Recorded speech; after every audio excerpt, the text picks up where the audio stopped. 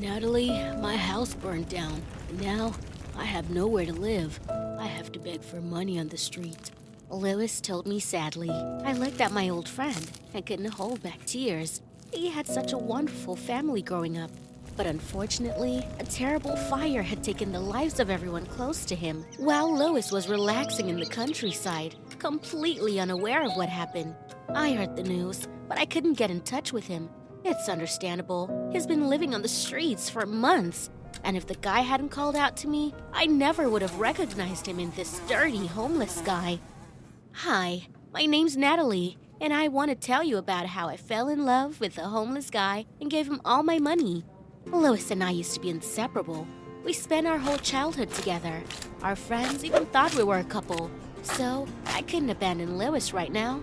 So, I offered to let him stay in the house that my parents had given me for my 18th birthday. I saw how uncomfortable the boy was, but I still managed to convince him to come with me. However, we immediately ran into problems. My parents, when they found out that I had brought a homeless man into the house, they started blackmailing me. Natalie, either he leaves or we take the house back, my father said sternly, and my mother agreed with him. How can you do that? Lois is an old acquaintance of ours. He's my friend. That was a long time ago. He doesn't even look like a normal human being now, said Mom, and sprayed some perfume to drown out the stench that only she could smell. Natalie, it's okay. I understand, Lois said quietly and smiled sadly. Alas, everything has been decided for me. Again. Lois left, and my parents hired a cleaning service to clean up my house. I couldn't stop thinking about it. I looked all over town for Lois to apologize to him, but it was like he disappeared. But then one day I got lucky. I found my friend under the old bridge, where we used to play as kids and make up scary stories. Terrible! Lois was beaten and could hardly breathe. There were stray dogs walking beside him. Oh no, I bet they want to eat him. I once saw that in a movie. Lois, I'll save you. I grabbed a stick and chased the stray dogs away. We went to the hospital, where I found out Lois didn't have insurance, but I was willing to pay for his treatment. They took my friend to the room, and I wasn't allowed in. I decided not to waste my time and talked to the parents about him. We repeat, Natalie, no, he's dangerous. Who knows what he could do to the house and to you? He's got nothing, and a lot of money could screw with his head. But that's not true. I insisted on my point. In the end, Lois had to go back out on the street after the hospital, and my heart was breaking with pain and pity for him. So, I got my friend a motel room and paid his rent. I saw him every day. We chatted about life. Lois read his poems to me from memory, and sometimes we'd sit in front of the little old TV and watch movies. At some point, I realized I was in love with Lois, and I didn't care that he was homeless. However, my parents cared. They were against me helping a guy out, and they threatened me again that they'd take my house away from me if I didn't stop talking to Lois. Do whatever you want. I don't care anymore. Deep down, I hoped those were just words, but my parents kept their promise. Instead of going back to their place, I went to live in a motel with Lois, and we were happy, even when we were poor. Then suddenly, he asked me for something. Natalie, you said you had savings. Yes, but it's a rainy day fund, I said. I have an idea how to multiply it and turn it into our money so that you can manage it freely and no longer depend on your parents. What are you suggesting? I'm a little wary. I can't tell you yet, but just trust me. Give me your card, and I'll make the arrangements. Probably a lot of you would have sent Lois away or just turned him down.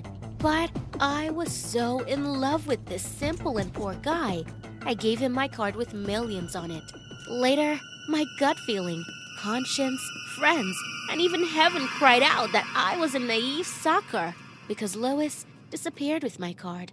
I was left with no home, no money, and no support from my parents because they wouldn't take me back. You're such an adult.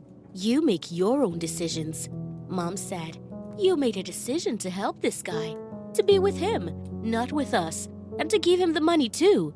So, Natalie, learn to deal with the consequences of your actions. The door slammed in my face, and I couldn't hold back my tears. How could I believe him? How could I? I've seen rich people get scammed 100 times.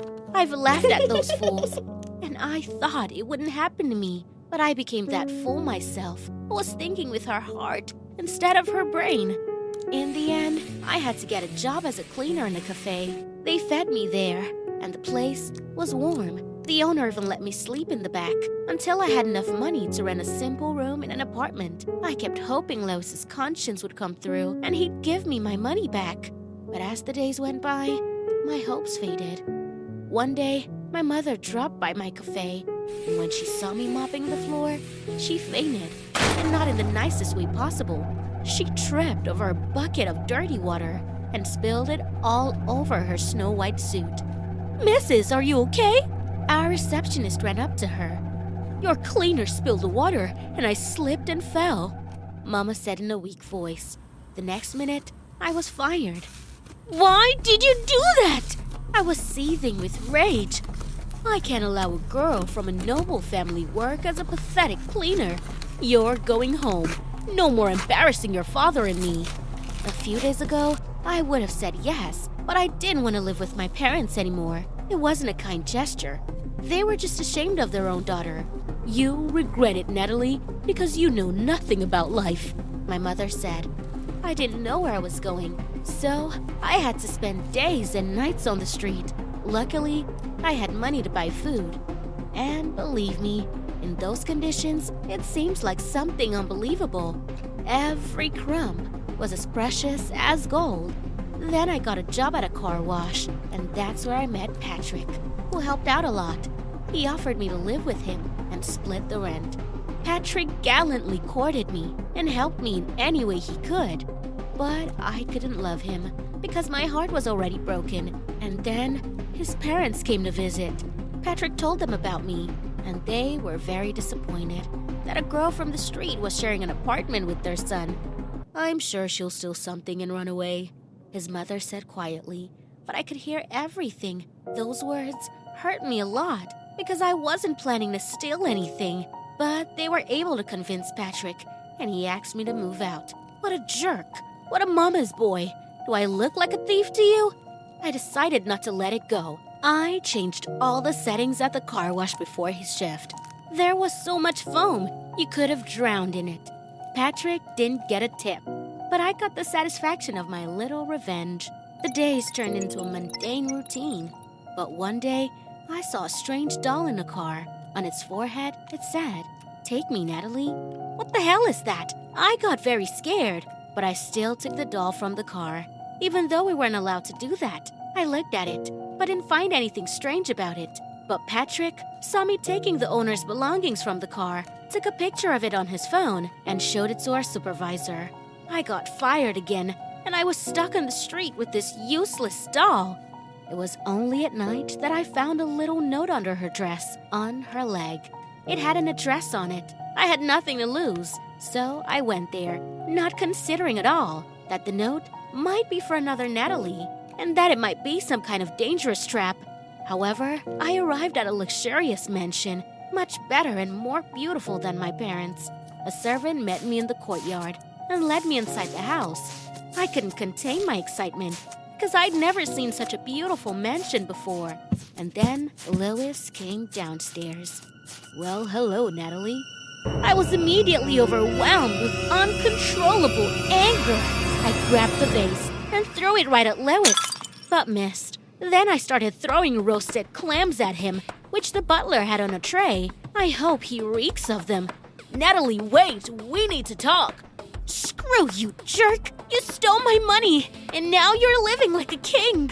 I couldn't hold back my tears. I wanted to run away, but right at the gate, the guards grabbed me and took me back to the house. Lois waited until I calmed down and then started talking.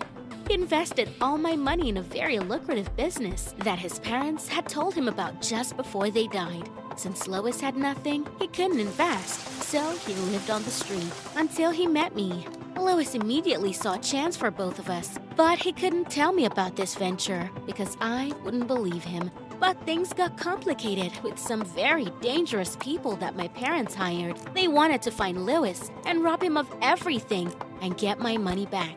It took a very long time to fight their manipulations. He tried to negotiate with them, but it was useless. Mom and Dad backed off, only when they lost a lawsuit with Lewis. Only then was the guy able to come back to town and buy this gorgeous mansion for us.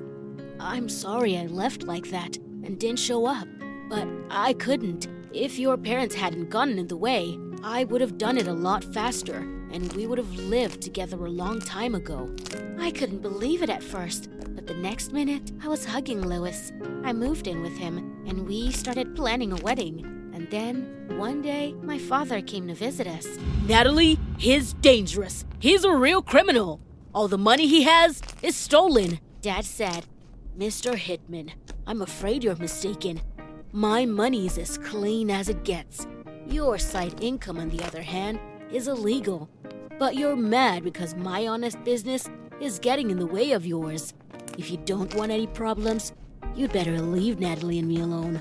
My father went pale and left right away, and I was sad because my parents could never accept my choice.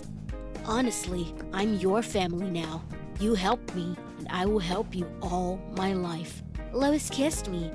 I love you, Natalie. And I love you, Lois.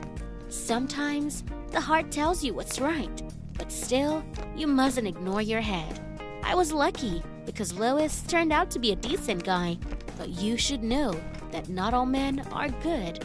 Would you give your lover $1 million? Write your answers in the comments, like the video, and subscribe to the channel.